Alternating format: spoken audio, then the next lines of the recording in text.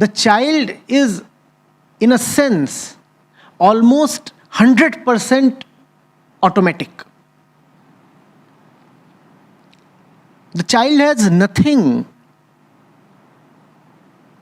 separate from his automaticity. He is his bones. He is his muscles. He is his DNA. He has nothing to observe the whole process.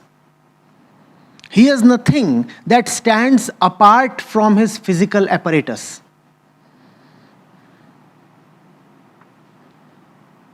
He has no capacity then for self-observation or reflection.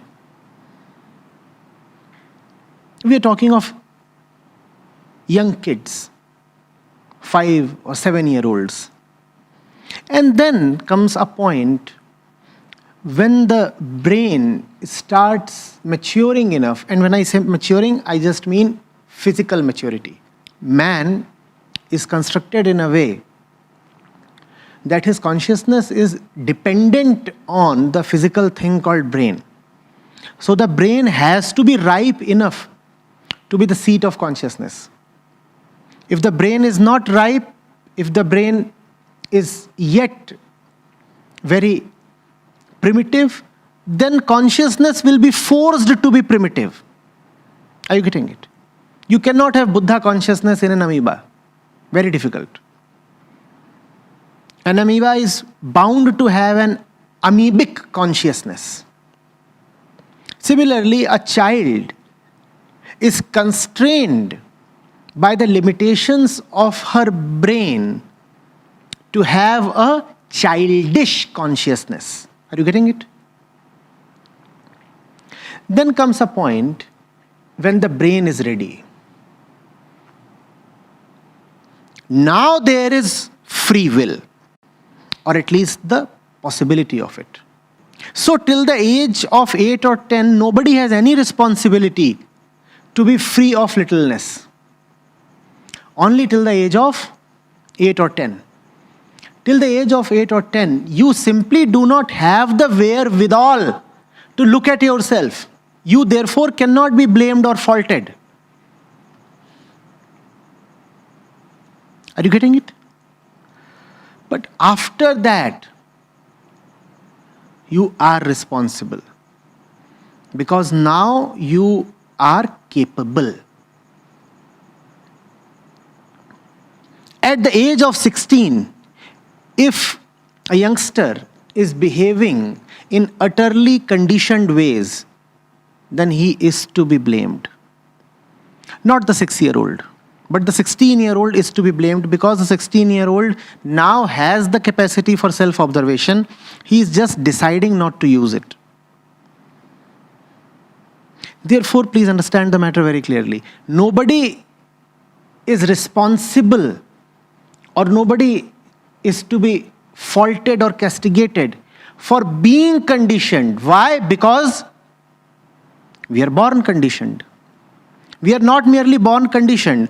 We are also born with a strong tendency to stay conditioned and gather even more conditioning. So we are born with some conditioning, and we are born with the tendency to create layers and layers upon the kind of conditioning we are born with. So we must not blame ourselves. The blame does not lie there. The blame lies elsewhere. You are not to be faulted for being born conditioned, but you are to be surely faulted for not being responsible for your liberation. Are you getting it?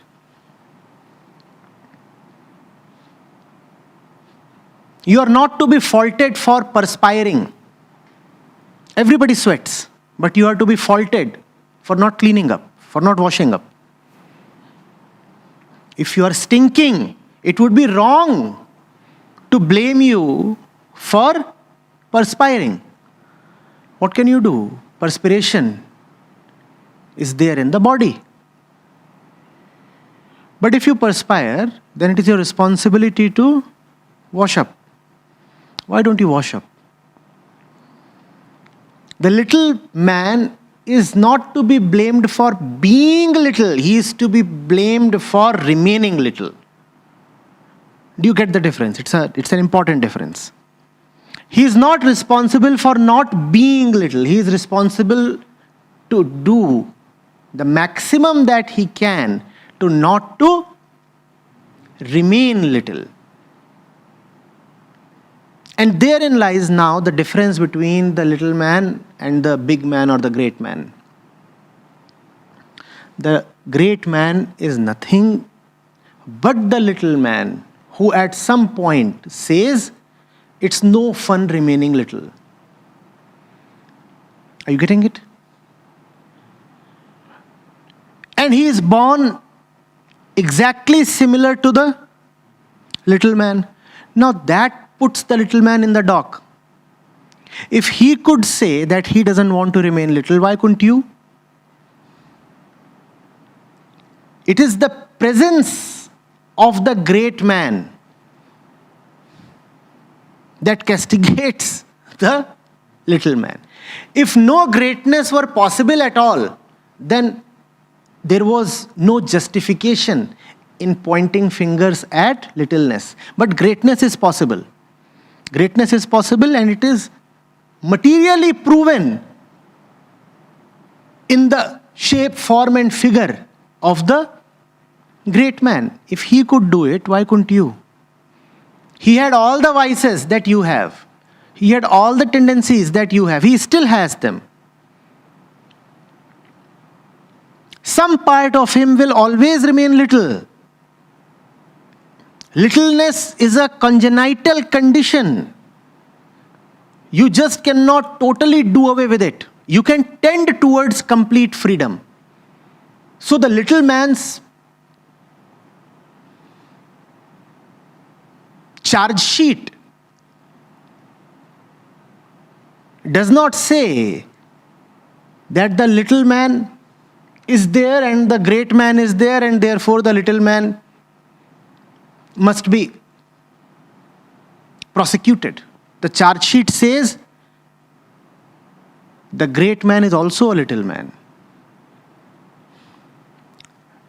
Read the charge sheet. It says the great man is also a little man. Therein lies your offense. Had the great man just been great, then the little man is allowed to stay little. But the great man is not just great. He purposefully, deliberately, effortfully decides to not to remain little. And if he can decide that, if he can impose that kind of determination and discipline upon himself, why can't you? That's what your charge sheet reads. You are guilty of failing yourself. You are guilty of not living up to your own potential.